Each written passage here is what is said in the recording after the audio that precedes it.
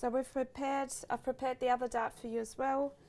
Both darts, I've got a pair of the back panel of my pant, and the dart is facing towards the center, and we're now ready to put our patch pocket on. Patch pocket would go at the front, on the right side of, not the front, the back panel, but the right side of your fabric, and you've got your drill holes in there, here and here, and we're going to prepare the patch pocket to be placed onto the back panels of your pant.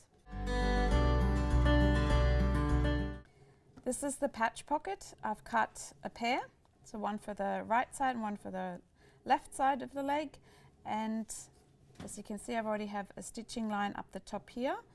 That is my facing piece, or my allowance up the top to be folded down, and we're going to prepare this edge to be sewn down. So we're putting a stay stitch up the top at 5 millimeters. So we're going to stitch that.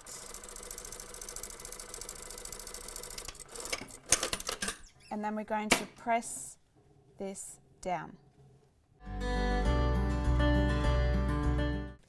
So we're now going to press along this stay stitch, or running stitch, you can call that as well, because it runs along the top. It's actually more accurate, a running stitch rather than a stay stitch. And now we're going to press along this notch. You can see a notch here and a notch there.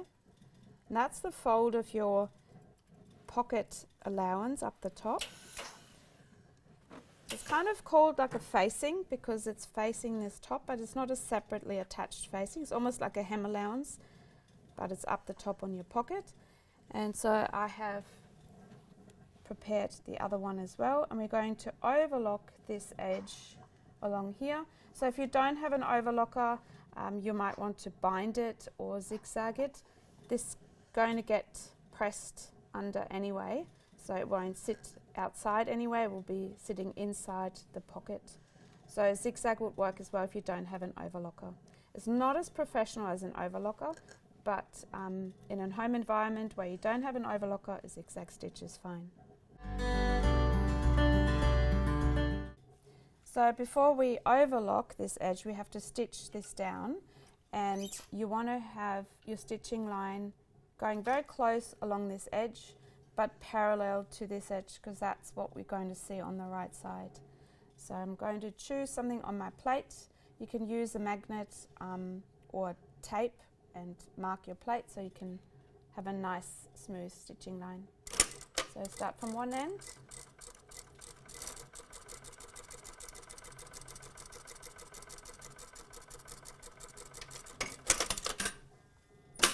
And as you can see, it's fairly close to the edge, not too much lip hanging over here, and it's nice and neat on the other side.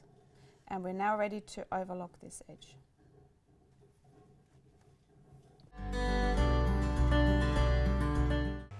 I'm going to overlock, whoops, my machine is pretty noisy. I'm going to overlock these edges. So I'm going to put the edge along the blade, come all the way out, and then I do that angle.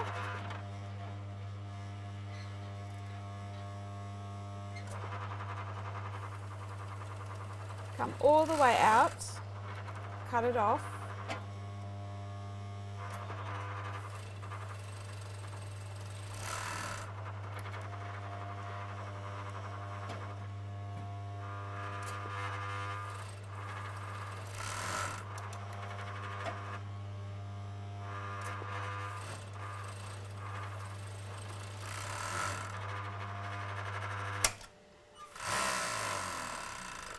Cut off all the threads, and then we can prepare the pocket by pressing the seam towards the inside. So I have these two patch pockets prepared. So they're overlocked, they're stitched up the top here, and I made a template. The template is exactly the same patch pocket but without my seam allowance. So the template, you can make that out of cardboard and then place it on, and then you can easily press over the cardboard. It gives you a really nice accurate line. I actually also like sandpaper. If you get sandpaper from any hardware store and put the sandy part onto the bottom part, onto the fabric, it won't slip, and it's a really good template to use. And this is really helpful, especially when you have round curves as well. You can go over it. Well, curves are round, but round shapes. So pressing these corners. So I started off with the sides and then the corners, and then I'm coming up.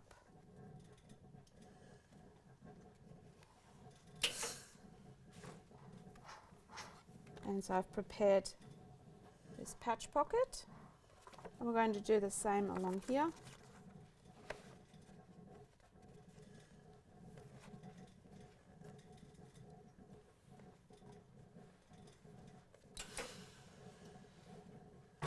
The sides.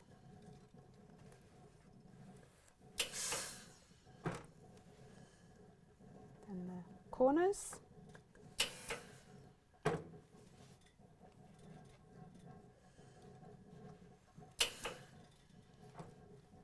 And then the bottom part up, and you can see the seam allowance slightly moved. So if you would go by just your seam allowance, you might have an uneven patch pocket, but now this is very symmetrical, and we can place that onto the back panels.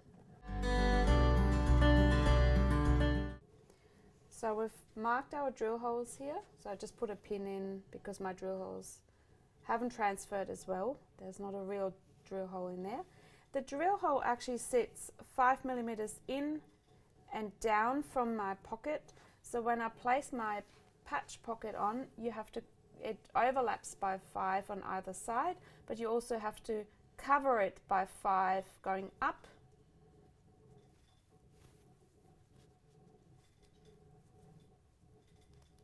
Because you want your drill hole to sit underneath, you don't want it to be visible. If you line it up with your drill hole, you would actually see the hole, and that would not help, because then you'd have a hole in the fabric, in the pant, and you don't want that. So you want it to sit underneath here.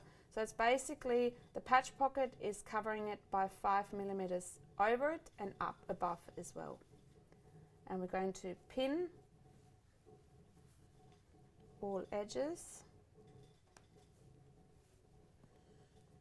It's really hard to see with that pattern.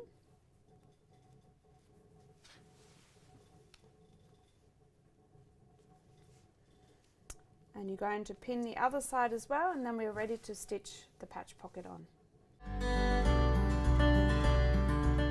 I'm going to show you how to attach the patch pocket. I've prepared one earlier, and what it is, you can see this triangle bit up here. And so usually you would stitch down, come across and come up there and back tack on both ends. That puts then a lot of pressure on this one corner, this one point, and particularly when you have a pocket and an opening, you want to distribute the pressure point a bit further, and that's why we're going to have this triangle stitching line here. So what we have to do is start sewing from here, coming up on an angle, stitch across, go down, all the way around, come up the top here, go across and into that stitching line here again. And that creates this triangle and distributes the pressure of this point here, and so the pocket is less likely to rip the fabric when you put your hand in. So I'm going to show you how to do that now. So we'll start on this side, on the right hand side of the pocket. You want to go across maybe about 2 stitches. That's definitely up to you how far across you want to go. You can have a look at some patch pockets, denim patch pockets, how they've done it. Some have double stitching line. That's very similar to the triangle part, but we're trying this triangle. So I put a pin in there about 2 stitches. That's about 5 millimeters across. And we're going to start from this stitching line here, right on the edge, put my needle in, and angle the opening of the foot to the end of, or the corner up here. Back tack. So I'm coming up on an angle.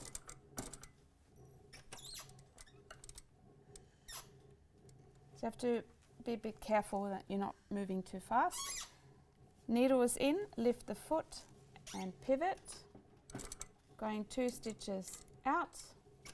Needle in, pivot and turn, come down here. And pin stitch the pocket down onto the back panel. Come to the corner, needle in, pivot. So you lift the foot. And that's why it's very important that the needle stays in the fabric, because when you lift the foot, the fabric moves. But when the needle stays in, or is in the fabric can't move.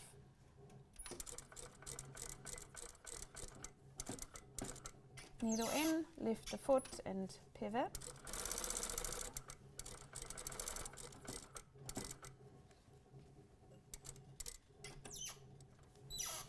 Same thing again. Needle in the fabric, lift the foot, pivot. Coming up, so now we can go all the way up.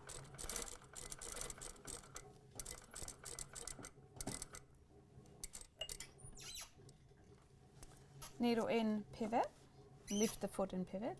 2 stitches across. So in my case, I've chosen 2 stitches. And then lift the foot and the needle is in and angle it to this point here. To that point, that's the junction where we want to be. So if you can't see it properly, I put another pin in. So we're going to stitch that part and back tack. And we've attached the patch pocket and we've created this extra strength up the top here so the pocket back can't be ripped off the pant.